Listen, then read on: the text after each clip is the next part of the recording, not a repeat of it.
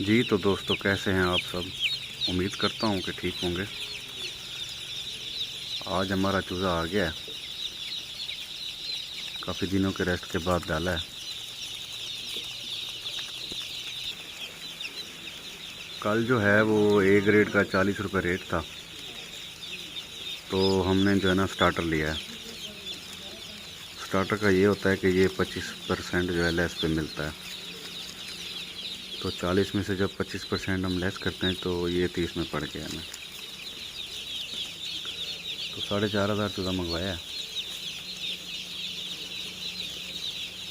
आज पहला दिन है तो फीड अखबार के ऊपर डाली है, ये आपको नज़र आ रही होगी नीचे पड़ी हुई। अभी फीड बर्तन में फीड नहीं डाली क्योंकि पहला दिन है, तो इसको अखबार के ऊपर दे दिया। अखबार इसलिए बिछाते हैं कि चूज़ा मिट्टी वगैरह ना खाए। 2-3 दिन जो है इसको मिट्टी से बचाना होता है।